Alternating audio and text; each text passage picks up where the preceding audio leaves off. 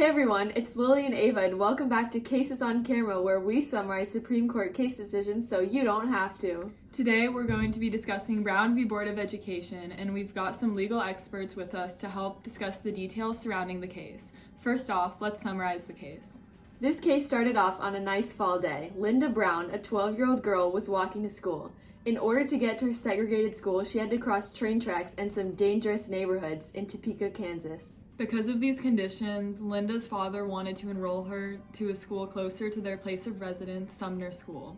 However, shortly after the application was filed, Linda Brown got denied admission because Sumner School was an all-white school and Brown was African American. This was legal by state law at the time.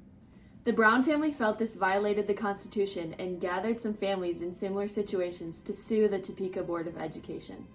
The case took place in a district court, and after hearing Brown's side of the story, the justices ruled that segregation of school districts did not go against the U.S. Constitution. However, the legal battle did not end here. After receiving some help from the civil rights activist group, the NAACP, Brown's case got appealed to the Supreme Court. The prosecutors agreed that segregation of schools was unconstitutional according to the Equal Protection Clause of the 14th Amendment.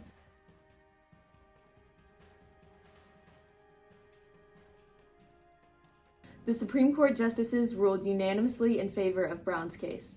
Now, that was a lot of confusing information. To help clear this up, we've brought in some legal experts. Adora and Paulina, come in. Hey everyone, thanks for having me. Same here. Let's get right into it. So the district cited Plessy v. Ferguson in their opinion. This means that they claimed that segregation was constitutional so long as it was separate but equal. It wasn't equal though, was it? No, and that's the problem. The district claimed that the schools were equal, but when the Brown family appealed to the Supreme Court, they found that this was not the case. Exactly. The Supreme Court felt that while tangible elements such as facilities were equal, segregated children substantiated the idea that African American children were at a lower social status. Basically, children in all-black schools were not completing the same educational journey as children in all-white schools. This violates the 14th Amendment, which states that no state shall deny to any person within their jurisdiction the equal protection of laws. Was there any precedent for the Supreme Court ruling? No, the justices' decisions weren't based on any past rulings. It instead created a new precedent for Supreme Court cases in the future. What other significance did this ruling have? Well, Brown v. Board was arguably one of the tipping points in the civil rights movement because it was one of the first major cases to state that a form of segregation went against the United States Constitution. That's right, Paulina. Immediately after the ruling, several school districts in states like Delaware, Kansas, and the District of Columbia began the process of desegregation. Well, that definitely cleared some things up. Thanks for coming, you guys. Anytime. Thanks so much for having us. Let's go over it all one last time. So, Linda Brown had to walk a dangerous path to her segregated school. However, she was denied admission to the closer all-white school. Because of this, her family decided to sue the Board of Education.